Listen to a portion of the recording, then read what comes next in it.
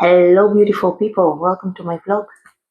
I had so many people asking me what it's like to date in Korea, how it's like to date in the Western world, whether it was Korean people, well, Asian people, because I met also Japanese friends that asked me how it's like to date a Western guy and or in the Western world, and uh, people from the Western world that asked me how it's like to date a Korean person, mainly because I lived in Korea.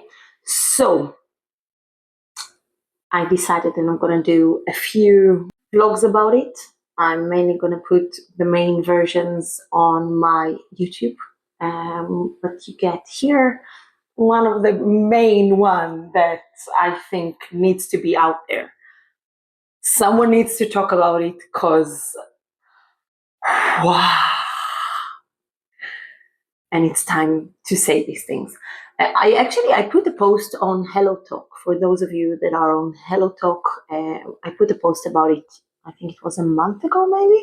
For those of you that are not on Hello Talk, so Hello Talk is an app that is for culture exchange and learning languages specifically.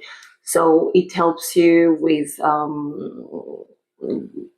learning languages, whether you can correct each other's sentences, and there's vocabulary. I am not working with HelloTalk, not that I'm aware of. It's just that I put a post on there and I do use this app. Disclaimer, I'm going to start with a disclaimer. What I'm going to say now is based on my experience and what I heard from friends while living in Korea, and my experience also from the Western world, whether it's my experience or whether it's friends' experience from the Western world. I lived in many different countries and I don't have one culture that I dated or something like that, so it's very kind of general. But for many years I lived in England, but I didn't date only British men, so even that I don't have like one reference. But I cannot say Asian guys because specifically I dated Korean guys because I live in Korea. So in Korea, that's mostly what you have, Korean guys. Okay, the first thing I need to take out there, Hongdae boys. Hongdae boys, first of all, are not only in Hongdae. I live in Busan, I live in Busan. I went a lot to travel other places and I stayed in Seoul a lot of times. And I do go to party in Hongdae because there are good DJs, good parties. And to be honest, I have not met a Hongdae boy in Hongdae, not personally. I heard other people that have, but my experience with what you know as Hongdae boys is my experience from guys I met in Busan and around Busan. And specifically those questions that even before Hongdae boy or Sean Solo's character was very famous, and the song of I'm a Hongdae boy became famous. Those are questions that I literally heard from, let's say, 95% of guys that made a move on me. Whether it's asking me if I live alone, the reason for that. Let's first explain the reason of why they ask you if you live alone.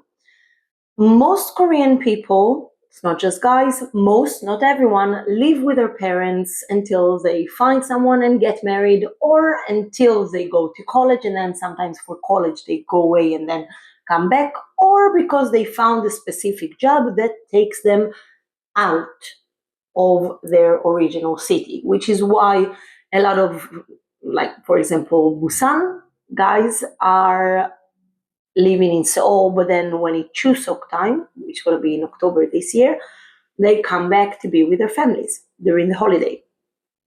So that's when they leave their parents' house. But a lot of them, if they find a job in their own city, they still live with their parents, even in their 30s, some even in their 40s. And when they date and they want to,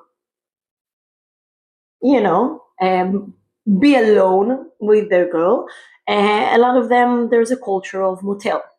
So for the Korean people, when you say to Western people, should we go to a motel rather than a hotel? Hotel can sound luxury. Motel sounds quite sleazy. So be aware of it. If someone has not lived in Korea for a long time, even just the mention of it sounds to us, even if you date for a long time, still it can sound to us sleazy.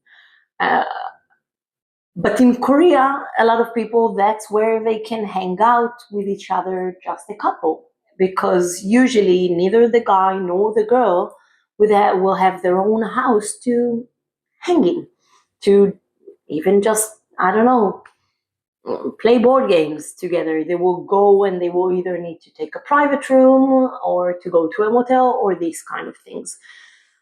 So this is an advice for both sides, and this is why they ask you if you live alone, because they want to know if once the time comes and they would want to whatever, they need to know that it will be cheaper.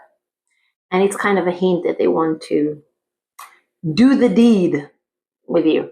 I'm trying to be so politically correct because this is going on social media. When it comes to the question of open-minded, for me, before I started dating Korean guys, when someone asked me if I'm open-minded, for me it means, are you okay with a guy crying? Are you okay with talking about emotions? Do you do meditations? Are you spiritual? That kind of things. In Korea, took me a while to understand it, but open-minded means, are you okay with be on first base, second base, etc., without being officially a couple? And usually it means that they want ONS. I'm not going to say it here because I don't know if it's going to make this video block. Western people, usually we don't even think about going into a relationship or being what Korean calls som, or starting to officially date, unless there was a kiss. And unless we know based on the kiss that there's chemistry and the chemistry is good. Where for Koreans, they could date for 2 months, and there still was not even a kiss.